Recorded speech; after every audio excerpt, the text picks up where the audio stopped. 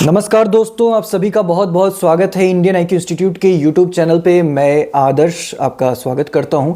ये जो वीडियो है वो IBPS AFO मेंस के स्टूडेंट्स के लिए बहुत हेल्पफुल रहने वाला है कि जो 15 दिन के आसपास का समय आपका बचा है मेंस एग्जाम जो भी बच्चे लिखने जा रहे हैं उनको इन 15 दिनों में क्या क्या ध्यान रखनी चाहिए, क्या क्या मिस्टेक्स ऐसे हैं जो करने से बचनी चाहिए। क्योंकि आप सभी को पता है, एक और इम्पॉर्टेंट चीज़ मैं आप सभी को बताना चाहूँगा कि आज के इस वीडियो में मैं as a faculty, as a teacher आपसे बात नहीं करने वाला हूं।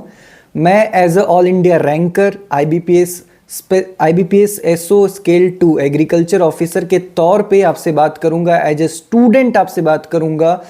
जो चीज़ें मैंने भी फेस की हुई है अपने स्टूडेंट लाइफ में, मुझे लगता है कि एक टीचर जब स्टूडेंट होता है, जब वो एग्ज़ाम्स लिखता है, एग्ज़ाम्स क्लियर करता है, तो वो अच्छे से जानता है कि क्या क्या हर्डल्स आते हैं ज़िंदगी में। ठीक है, तो हम लोग जो भी बात करेंगे, आप ये समझिए कि मैं एज अ मेंटोर नहीं, बल्कि आज आपसे एज अ फ्रेंड बात करने वाला हूँ, एज अ सीनियर बात करने वाला हूँ, या एज अ ब्रदर, जो भी आप मान लो, उसके तौर पे आपसे बात करने वाला हूँ। ठीक है, तो एकदम इनफॉर्मल बातें होगी, ऐसा कुछ नहीं रहेगा कि मैं आपको बहुत सारा डिसिप्लिन रिलेटेड यहाँ पर कुछ लेक्चर झाड़ने नहीं आया हूँ। ठीक है, कुछ चीज़ें हैं, कठिनाइयाँ हैं जो आप लोग फेस करते हैं, गलतियाँ हैं जो आप लोग जाके करते हैं एग्जाम हॉल में, उन सब चीज़ों को कैसे अवॉइड करना है ये हम लोग बात करेंगे। ज़्यादा लंबा लेक्चर नहीं होगा क्योंकि मुझे पता है इस टाइम पे समय की बहुत ज़्यादा वैल्यू है। तो आप हो सके तो स्पीड कर लीजिए, इसको 1.5 कर लीजिए और उसके बाद सुनिए। ठीक है, सबसे बड़ा जो इस टाइम पे हर्डल है खास करके नॉर्थ इंडिया के बच्चों के लिए, वो है अभी का मौसम, वेदर बहुत इंपॉर्टेंट फैक्टर है।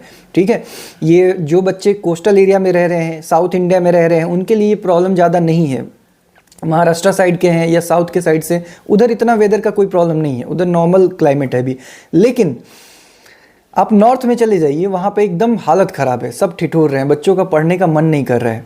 आपको पता है, आप देखते होंगे ज़्यादातर बच्चे जो सिलेक्ट होते हैं इन सब एग्जाम में महाराष्ट्र से, उड़ीसा से क्यों होते हैं? क्योंकि अभी जो क्लाइमेट है ना, वहाँ का जो क्लाइमेटिक कंडीशन बहुत फेवरेबल है, बच्चे आराम से पढ़ पाते हैं। नॉर्थ के बच्चों को भी स्ट्रगल करना पड़ेगा। अभी मौसम ऐसा है ना कि पढ़ने बैठो तो नींद आ जाती होगी। ठीक है, ऑनलाइन पढ़ने बैठो, फ़ोन हाथ में है या लैपटॉप है, नींद आ गई, सो गए। बुक लेके बैठ के पढ़ने का मन नहीं करता है, सो के पढ़ते हैं, नींद आ जाती है। ये सब चीज़ें होता है। ठीक है, तो इसको थोड़ा सा आपको मैनेज करना पड़ेगा। अपने बॉडी को ना ज़्यादा प्रेशर मत डालिए कि मुझे लगातार पढ़ते रहना है। नहीं, 2 घंटा पढ़ रहे हैं, उसके बाद प्रॉपर ब्रेक ले लीजिए। उस ब्रेक में अगर आपको सोने का मन कर रहा है ना, तो सो लीजिए। बॉडी को जितने नींद की रिक्वायरमेंट है ना, वो लास्ट डेट तक फुलफिल करो। पढ़ना है 8 घंटे 10 घंटे इस टाइम पे पढ़ना है, बट इसका ये मतलब नहीं कि बस पढ़ते रहना है। ना ढंग का खाना पीना कर रहे हैं, ना सो रहे हैं। थोड़ा सा सोने पे भी ध्यान दीजिए। 8 घंटे की रिक्वायरमेंट है, 8 घंटे सो। आपकी बॉडी को 6 घंटे की रिक्वायरमेंट है, 6 घंटे सो। या 10 घंटे की रिक्वायरमेंट है तो 10 घंटे भी सो।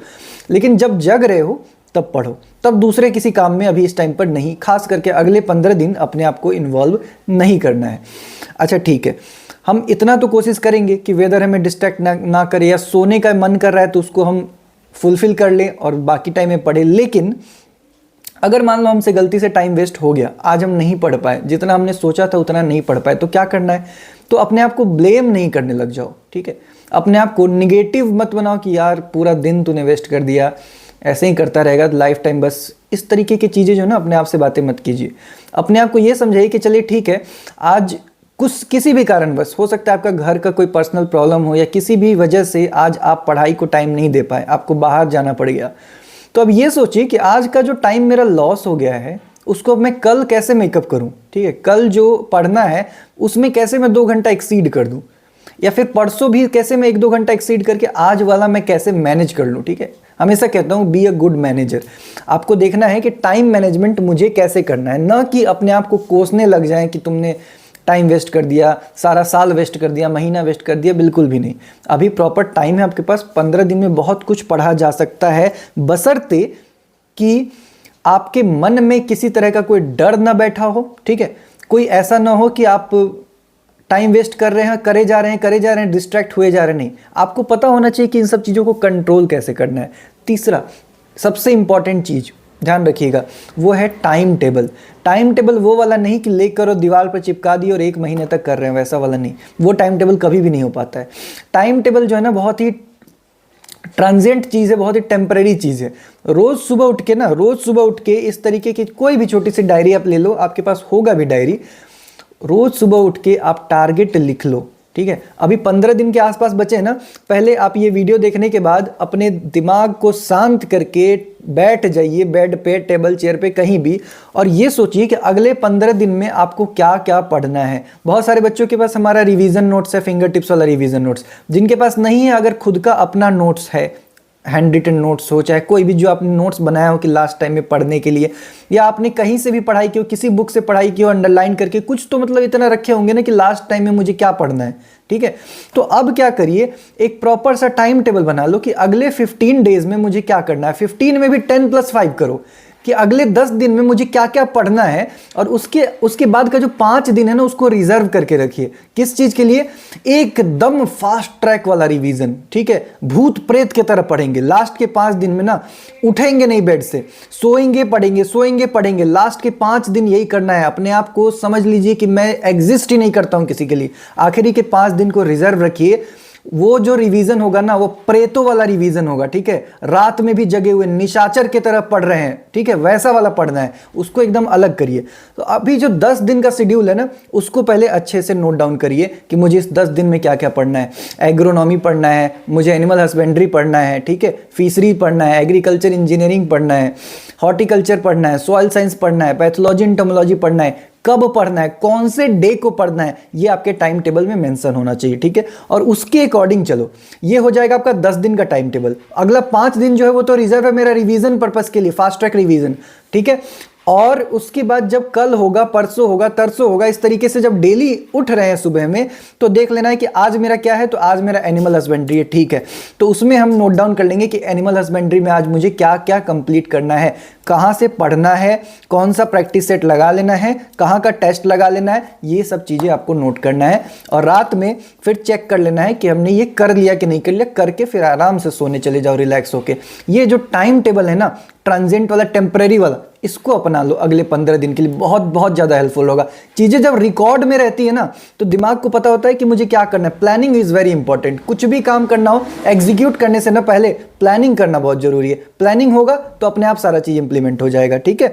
इसके बाद हम बात कर लेते हैं सिलेबस। क्या पढ़ें सर? लास्ट के आखिरी दिन में कुछ बता दीजिए जो क्या पढ़े। जिन बच्चों के पास फिंगर टिप्स रिवीजन नोट्स है हमारा, चुपचाप फिंगर टिप्स को पढ़िए, जितनी बार हो सके उतनी बार पढ़िए। ये मैं उन लोगों के लिए बता रहा हूं जो कि खुद के नोट से पढ़े, सेल्फ स्टडी कर रहे हैं। जो बच्चे कोई नोट्स अफोर्ड नहीं कर सकते हैं, सेल्फ स्टडी कर रहे हैं, वो लोग सुन लो कि आपको क्या पढ़ना है।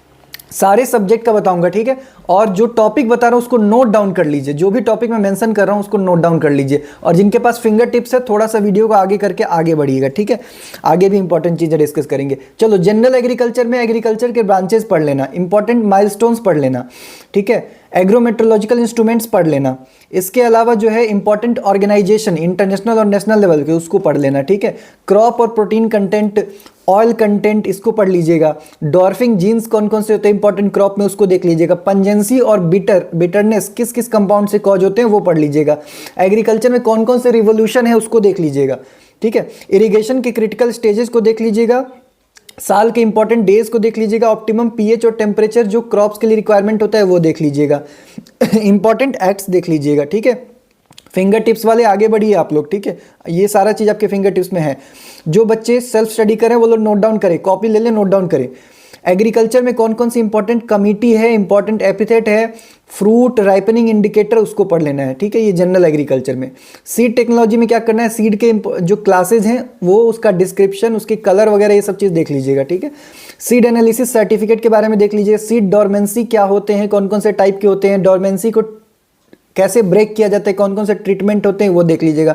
आइसोलेशन डिस्टेंस, जर्मिनेशन और प्यूरिटी स्टैंडर्ड के जो टेबल्स हैं उसको पढ़ लीजिएगा। एसआरआर सीड रिप्लेसमेंट रेशियो, ठीक है। सीड सर्टिफिकेशन का क्या प्रोसेस होता है वो देख लीजिएगा। और सीड ट्रीटमेंट के जो टाइप्स होते हैं वो देख लीजिएगा, ठीक है। एग्रोनॉमी में क्या करना है, क्रॉप का क्लासिफिकेशन देख लेना है। Different category of crop, crop के life cycle, scientific name, family, chromosome number, ये देख लेना है, ठीक है। क्रॉप के डिफरेंट बेसिस पे बहुत सारे क्लासिफिकेशन है, वो आपको पढ़ लेना है। मेट्रोलॉजी को थोड़ा सा रिवाइज कर लीजिएगा।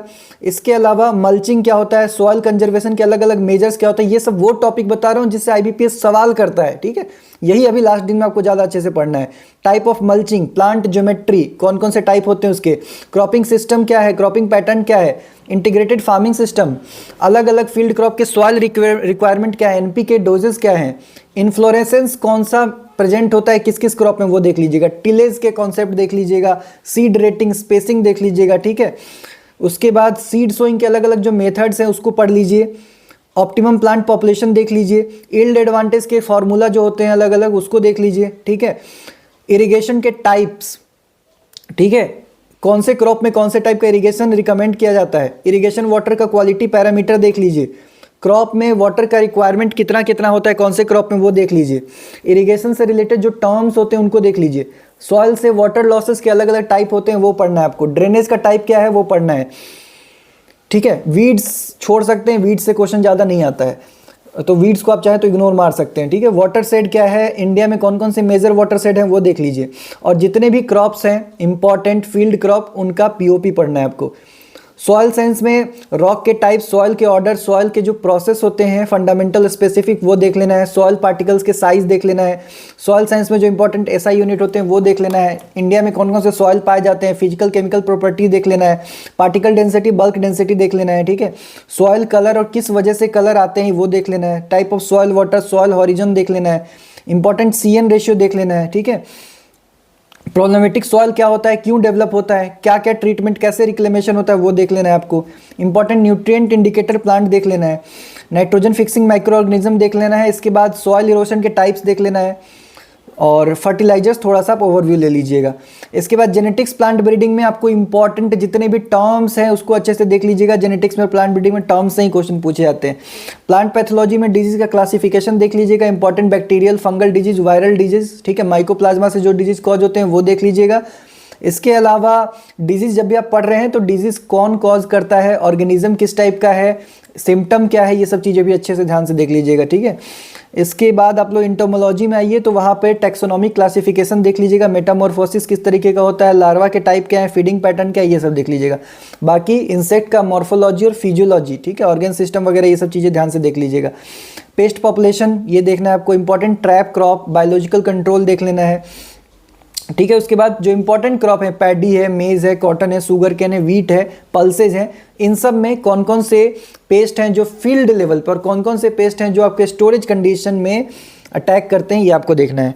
क्रॉप फिजियोलॉजी की बात करें तो इस टाइम पे ज़्यादा नहीं पढ़ना है आपको, न्यूट्रिएंट वाला पोर्शन अच्छे से पढ़ लीजिएगा, ठीक है। और plant growth regulator, plant growth and development वाला जो टॉपिक होता है उसको अच्छे से पढ़ लीजिएगा, न्यूट्रिएंट वाला और PGR वाला टॉपिक जो है उसको अच्छे से पढ़ लीजिएगा फिजियोलॉजी में।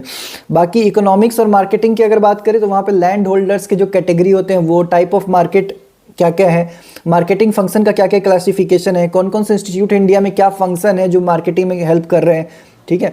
कोऑपरेटिव फार्मिंग क्या होता है, एग्रीकल्चरल क्रेडिट का क्लासिफिकेशन देख लीजिएगा। इसके बाद आपके कुछ इंपॉर्टेंट फार्मूला और डेफिनेशन होते हैं एग्रीकल्चर इकोनॉमिक्स में, वो देख लीजिएगा। एग्रीकल्चर एक्सटेंशन में एक्सटेंशन टीचिंग मेथड देख लीजिएगा, ठीक है। इंपॉर्टेंट एक्सटेंशन के जो स्कीम्स हैं, प्रोग्राम्स हैं जो गवर्नमेंट ऑफ इंडिया ने इंप्लीमेंट किए हैं वो पढ़ लीजिएगा। इसके बाद आ जाइए जो इंस्टीट्यूशंस है जो एक्सटेंशन में इन्वॉल्व है उनके बारे में पढ़ लीजिएगा। हॉर्टिकल्चर जो है, हॉर्टिकल्चर बहुत इंपॉर्टेंट है, हॉर्टिकल्चर में जो जनरल हॉर्टिकल्चर वाला पोर्शन है उसको अच्छे से कंप्लीट करिएगा, ठीक है। ब्रांचेज है, न्यूट्रिटिव वैल्यू है, एरिया प्रोडक्शन प्रोडक्टिविटी वाला है, बोटानिकल नेम है, ठीक है। अलग अलग क्लासिफिकेशन है फ्रूट क्रॉप का, अलग अलग बेसिस पे क्लासिफिकेशन है फ्रूट क्रॉप का, वेजिटेबल क्रॉप्स का, वो सब अच्छे से देख लीजिएगा। पार्थेनोकार्पी वगैरह क्या होता है। इसके बाद जो है वेरियस टाइप ऑफ क्लासिफिकेशन है, टाइप ऑफ नर्सरीज है, ऑर्चर्ड में प्लांटिंग के जो सिस्टम्स हैं उनको पढ़ लीजिएगा, ठीक है। सेक्सुअल एसेक्सुअल प्रोपेगेशन के बारे में पढ़िएगा, ग्राफ्टिंग क्या होता है, लेयरिंग क्या होता है, कटिंग क्या होता है ना, टिश्यू कल्चर क्या होता है, ये सब देख लीजिएगा। फ्रूट्स वेजिटेबल के इंपॉर्टेंट वेराइटीज़ क्या है, म्यूटेंट वेराइटी क्या है, फ्रूट के, वेजिटेबल के, फ्लावर्स के, मैंगो का स्पेशली पढ़िएगा, वेराइटीज़, हाइब्रिड, म्यूटेंट वेराइटीज़, ये सब चीज़ें देख लीजिएगा। हार्वेस्टिंग स्टेज, ठीक है, हार्वेस्टिंग स्टेज खास करके फ्लावर का देख लीजिएगा कि ब्लूमिंग के बाद कितना टाइम लगता है हार्वेस्ट होने में। वेजिटेबल का हार्वेस्टिंग स्टेज क्या है, फ्लावर के स्पीसीज, उसके साइंटिफिक नेम, फैमिली, ये सब देख लीजिएगा, उसके वेराइटीज़ फ्लावर के, ठीक है। फ्लावर उसका कॉमर्शियल प्रोपेगेशन किससे करते हैं, बाकी फ्रूट्स के भी कॉमर्शियल प्रोपेगेशन किससे होता है, इसका टेबल देख लीजिएगा। जैपनीज़ फ्लावर अरेंजमेंट हो गया, गार्डनिंग स्टाइल है, कैक्टस, सकुलेंट्स के बारे में पढ़ लीजिएगा। इसके अलावा जो है प्लांटेशन क्रॉप पढ़िएगा प्लांटेशन क्रॉप के अलग अलग वेराइटीज़ के बारे में पढ़िएगा। डिजीज़ पढ़ लीजिएगा अच्छे से, डिजीज़ फ्रूट्स के, वेजिटेबल के, प्लांटेशन क्रॉप के, ठीक है, और फ्लावर्स के। डिजीज़ पढ़ना है, पेस्ट पढ़ना है, फिजियोलॉजिकल डिसऑर्डर पढ़ना है, ये हॉर्टिकल्चर में कर लीजिएगा। बाकी पोस्ट हार्वेस्ट मैनेजमेंट भी थोड़ा बहुत ऊपर नीचे देख लीजिएगा। एनिमल हस्बेंड्री अच्छे से पढ़ना है, पहले क्लासिफिकेशन से स्टार्ट करिएगा, फिर लाइफ स्टॉक प्रोडक्शन, जो टेबल होता है ना, जिस टेबल में आपका group, adult mail, adult female, young mail, young female, ये सारी चीज़ें लिखा होता है, कैस्ट्रेटेड मेल वगैरह, ये सब चीज़ें अच्छे से देख लीजिएगा। मेटिंग किसमें क्या, किसको मेटिंग, मतलब अलग अलग जो लाइफ स्टॉक है उसमें मेटिंग को क्या बोलते हैं, ठीक है, जो पार्चुरेशन होता है उसका क्या नाम है, ये सब चीज़ें हैं सारे लाइफ स्टॉक स्पीसीज के अलग अलग, वो आपको देखना है, ठीक है। मेटाबॉलिक रेट्स वगैरह जिनके देख लीजिएगा। रिप्रोडक्टिव डेटा, स्ट्रेस साइकिल आपको देखना है। इसके अलावा लाइफ स्टॉक में जो ब्रीडिंग के अलग अलग टाइप्स हैं वो देख लेना है, ठीक है। डाइजेस्टिव सिस्टम देख लेना है। इसके अलावा आपके जो हार्मोनल सिस्टम होते हैं वो देख लीजिएगा। और इम्पॉर्टेंट ऑपरेशंस होते हैं अलग अलग एनिमल्स में, अलग अलग हैं, वो देख लीजिएगा। जैसे डिहॉर्निंग है, वीनिंग है, ये सब चीज़ें होता है, तो ये सब चीज़ें देख लीजिएगा। इसके बाद है आपका लाइफ स्टॉक एनिमल्स के इंपॉर्टेंट पैरामीटर्स। पैरामीटर्स मतलब जैसे मैच्योरिटी कितने एज में हो जाती है, फर्स्ट काविंग कौन से एज में होना चाहिए, ठीक है, लैक्टेशन यील्ड कितना होता है, ये सब चीज़ें आपको देखना है। Lactation length, dry period, calving interval, ये सब पढ़ते हैं ना, ये सब चीज़ें देख लीजिएगा, ठीक है। फीड और फॉडर का क्लासिफिकेशन देख लीजिएगा। फीडिंग शेड्यूल देखना है आपको, ठीक है। उसके बाद टाइप ऑफ राशंस जो होते हैं वो देखना है। अलग अलग हाउसिंग सिस्टम होते हैं लाइफ स्टॉक के, उसके बारे में पढ़ना है। Floor space, feeding space, manger space, ये टेबल्स होते हैं, ये टेबल्स एक बार देख लीजिएगा लास्ट टाइम में। काविंग इंडिकेटर्स देखना है। कोलोस्ट्रम के बारे में पढ़ना है। इंपॉर्टेंट फिजियोलॉजिकल टर्म्स देखने हैं और मैनेजमेंट प्रैक्टिसेस से रिलेटेड जो टर्म्स होते हैं अलग अलग लाइफ स्टॉक स्पीसीज में, वो आपको देखना होगा, ठीक है। इसके अलावा डिजीज़ किस तरह के स्पीसीज में किस तरह के डिजीज होते हैं, उसके लिए क्या वैक्सीन है, क्या सिम्टम है, कैसे ट्रीट किया जाता है, ये सब चीज़ें आपको पढ़ना है। वैसे ही पोल्ट्री आपको पढ़ना है। पोल्ट्री के अलग अलग ब्रीड्स हैं, ठीक है। जो कॉमर्शियल एग लेयर ब्रीड हो, कॉमर्शियल ब्रॉयलर्स ब्रीड है, ये देख लीजिएगा। पोल्ट्री का हाउसिंग क्या क्या है, इंपॉर्टेंट है, उसको देख लीजिएगा। फ्लोर स्पेस रिक्वायरमेंट देख लीजिएगा, वाटर स्पेस रिक्वायरमेंट देख लीजिएगा, ठीक है। इसके अलावा जो है पोल्ट्री के वही डिजीज़ है, उसके कॉज है, ट्रीटमेंट है, वैक्सीन, इसको देख लीजिएगा। बाकी डेयरी को भी अच्छे से पढ़िएगा। डेयरी आपको अच्छे से करना है। इसमें फिजिकल प्रॉपर्टीज़ अच्छे से देख लीजिएगा मिल्क का, ठीक है। मिल्क का कंपोजिशन, कंपोनेंट, फैट और SNF कंटेंट, ये सब देख लेना है। A2 A1 मिल्क क्या होता है। डेयरी टेक्नोलॉजी में इंपॉर्टेंट ऑपरेशंस होते हैं, उनके टर्म्स अच्छे से रिवाइज कर लीजिएगा, ठीक है। चीज़ के टाइप देख लीजिएगा और दूसरे भी जो fermented non fermented dairy products होते हैं वो देख लीजिएगा। अलग अलग जो टेस्ट होते हैं अडल्ट्रेशन डिटेक्ट करने के लिए वो देख लीजिएगा। बाकी प्रोटेक्टेड कल्टीवेशन कर लीजिएगा। Mushroom, organic farming, precision farming को ओवरव्यू एक बार ले लीजिएगा, ज़्यादा टाइम नहीं लगेगा उसमें। सेरिकल्चर, एपीकल्चर अच्छे से करना है। टैक्सोनॉमिक क्लासिफिकेशन करना, जो स्पीसीज पाए जाते हैं सिल्क वर्म के और हनी बी के इंडिया में, उसके बारे में पढ़ लीजिएगा। मॉर्फोलॉजी, फिजियोलॉजी उनका देख लीजिएगा। टेम्परेचर, RH वगैरह देख लीजिएगा। जो इंपॉर्टेंट पैरामीटर्स हैं वो सारी चीज़ देख लीजिएगा, ठीक है। उसके बाद चौकी रियरिंग भी और एडल्ट रियरिंग भी जो होते हैं, उसमें जो भी आपके मेंटेनेंस पैरामीटर्स हैं उनको देख लीजिएगा। जो इंपॉर्टेंट टूल्स हैं या इंपॉर्टेंट ऑपरेशंस है सेरिकल्चर, एपीकल्चर में, उसको पढ़ लीजिएगा, ठीक है। वैसे ही इनके जो है इंपॉर्टेंट ग्लैंड्स वगैरह हैं, ठीक है, किस ग्लैंड का क्या फंक्शन है वो देख लीजिएगा। हनी बी का कास्ट इंपॉर्टेंट होता है, वो देख लीजिएगा। इसके अलावा डिजीज और पेस्ट इंपॉर्टेंट है, वो देख लीजिएगा। फॉरेस्ट्री भी पढ़ना है आपको। फॉरेस्ट्री में अलग अलग टाइप ऑफ फॉरेस्ट्री पढ़ना है। रीजनरेशन ऑफ फॉरेस्ट्री के अलग अलग टाइप्स हैं, वो देख लीजिएगा। फॉरेस्ट क्लियरिंग टेक्निक्स क्या क्या हैं वो देख लीजिएगा, ठीक है। फॉरेस्ट कवर, कैनोपी डेंसिटी, आपका TOF, ये सब चीज़ों का डेफिनेशन देख लीजिएगा। फॉरेस्ट के लेयर्स क्या क्या हैं वो देख लीजिएगा। इंपॉर्टेंट ट्रीज के स्पीसीज, उसका फैमिली नेम, साइंटिफिक नेम, ये सब चीज़ें देख लीजिएगा। टिम्बर वुड्स क्या होते हैं, उसके डिफेक्ट्स क्या होते हैं, कौन कौन से इंप्लीमेंट फॉरेस्ट्री में यूज किए जाते हैं। फॉरेस्ट मेंसुरेशन क्या होता है, क्या क्या मेजरमेंट उसमें लिए जाते हैं, स्टैंडर्ड रूल्स क्या हैं, वो सब देख लीजिएगा। बाकी इंपॉर्टेंट एक्ट्स है, फॉरेस्ट्री के इंस्टीट्यूट्स हैं, ये सब चीज़ें आपको थोड़ा सा देखना पड़ेगा। फिशरीज़ को पूरा पढ़िएगा अच्छे से। फिशरीज़ से कहीं से कुछ भी क्वेश्चन पूछा जा सकता है। एग्रीकल्चर इंजीनियरिंग को भी अच्छे से पढ़ लीजिएगा, आपके पास नोट्स है, सब कुछ है, इनको भी अच्छे से पढ़िएगा, ठीक है। फिशरीज़ में आपके एक्वाकल्चर क्या है, मैराइन फिशरी क्या है, type of marine fishery, inland fishery, ये सब सारे चीज़ आपको देखने हैं, ठीक है। इसके अलावा कुछ मॉडल्स हैं इंपॉर्टेंट गवर्नमेंट के, वो देखना है। कंपोजिट फिश कल्चर क्या होता है, वेटलैंड फिशरीज क्या होते हैं, ठीक है। कंपोजिट फिश रेनिंग के स्टेप्स क्या क्या हैं, ये सब देख लीजिएगा। इंटीग्रेटेड फिश फार्मिंग देख लीजिएगा, डेयरी के साथ कैसे करें, पोल्ट्री के साथ कैसे करें, राइस क्रॉप के साथ कैसे करें, इसके जो मॉडल्स है वो देख लीजिएगा। बाकी आपका प्रॉन वगैरह, श्रिम्प की जो फार्मिंग होती है वो देखना होगा। इंपॉर्टेंट टर्मिनोलॉजी आप पढ़ लीजिएगा, ठीक है। फिश के इंपॉर्टेंट डिजीज़ क्या है, कौन कौन से वीड्स लगते हैं, कैसे कंट्रोल होते हैं, बायोफ्लॉक टेक्नोलॉजी क्या होता है, उसके बाद आपका जो है फीस के इंपॉर्टेंट ग्रोथ मॉडल्स क्या क्या है वो देख लीजिए, फीस का प्रिजर्वेशन क्या है, फिशरीज के इंपॉर्टेंट इंस्टीट्यूट क्या है, और लेटेस्ट जो एक्सपोर्ट से रिलेटेड डेटा होगा वो देख लीजिएगा। बाकी साइंटिफिक नेम वगैरह देख लीजिएगा सबका। इंपॉर्टेंट फिश स्पीसीज का डिस्क्रिप्शन बना लीजिएगा, अगर आपके पास है तो अच्छी बात है। Cold blooded warm blooded fish क्या होते हैं, ठीक है, और कंट्रीब्यूशन क्या इकोनॉमी में, ये सब चीज़ें आप पढ़ लीजिएगा। बाकी एग्रीकल्चर इंजीनियरिंग पूरा पढ़िएगा, इसमें आप कुछ भी इग्नोर नहीं कर सकते हैं, कहीं से कुछ भी सवाल आ सकता है। इसके अलावा करंट अफेयर्स को भी आपको पढ़ना है। करंट अफेयर्स में खास करके गवर्नमेंट स्कीम वाला जो पार्ट है ना, उससे ज़्यादा क्वेश्चन आते हैं, तो गवर्नमेंट स्कीम अच्छे से प्रिपेयर करिएगा। प्रैक्टिस करिए, सफिशिएंट प्रैक्टिस करिए, कम से कम फुल लेंथ वाले 20-30 कम से कम टेस्ट लगा के तब एग्जाम देने जाइए, ठीक है। प्रैक्टिस करते टाइम एक्यूरेसी का ध्यान रखें, एक्यूरेसी को हैबिट बनाएं, ताकि वहां भी जब जाइए तो एक्यूरेसी के साथ आप एग्जाम दीजिए, इसका पूरा ख्याल रखिए। 10% से ज़्यादा रिस्क नहीं लेना है। 60 क्वेश्चन है तो 6 क्वेश्चन में ही तुक्का मारना है। पहले जब जाएंगे एग्जाम में सेंटर पे जाके, वैसे मैं एग्जाम से 1-2 दिन पहले फिर से आपसे मिलूंगा, ये सब चीज़ें मैं बता दूंगा। सेंटर पे जाके दूसरों को नहीं देखना है कौन क्या पढ़ रहा है क्या नहीं पढ़ रहा है, अपने से मतलब रखना है, ठीक है। ज़्यादा किसी से बातें नहीं करना, ना ही एग्जाम से निकलने के बाद किसी से कोई बात करना है। आराम से एग्जाम देने जाइए, अच्छे मूड से जाइए, बढ़िया से एग्जाम दीजिए, ठीक है। एक्यूरेसी का ख्याल रखिए, ज़्यादा तुक्केबाजी नहीं करना है। 30-35 क्वेश्चन विथ कॉन्फिडेंस लगाना है। वैसे क्वेश्चन जो मुझे पता है कि आते हैं उसको पहली बार में लगा देना, फर्स्ट अटेम्प्ट में उनको लगा के 30-35 क्वेश्चन हो गया। उसके बाद उन्हीं को लगाना है जिसमें बस आप 2 ऑप्शन में कंफ्यूज हो रहे हो। 2 से ज़्यादा ऑप्शन में कंफ्यूज होइएगा, पेपर मत कीजिए, उस क्वेश्चन को मत कीजिएगा, अगले क्वेश्चन पे चले जाइएगा, क्योंकि वहाँ पे क्वेश्चन राइट होने की प्रोबेबिलिटी बहुत कम हो जाएगी, तो वो मत कीजिएगा, इसका पूरा ध्यान रखिए। एक्यूरेसी इंपॉर्टेंट है, ठीक है। कभी भी cut off what of previous year का ये सब चीज़ अभी ध्यान में मत दीजिए, ठीक है। अभी आप सीधा सोचिए कि मुझे अच्छे मार्क्स लाने हैं, जितना ज़्यादा से ज़्यादा मैं ला सकता हूँ, 40+ मुझे लाना है, any how at any cost, बस, ठीक है। सीट देखते हुए काम कीजिए, सीट कम है तो हमें ज़्यादा मेहनत करना है, ठीक है। कोई तरह का रिस्क नहीं लेना है, ठीक है। इसके बाद जो है एक इंपॉर्टेंट बात, एक बार जब आंसर लगा दीजिएगा, ऑप्शन कभी चेंज नहीं कीजिएगा, चाहे कुछ भी हो जाए, कुछ भी हो जाए, कैसी भी समस्या आ जाए, कुछ भी हो जाए, ऑप्शन चेंज नहीं करना है।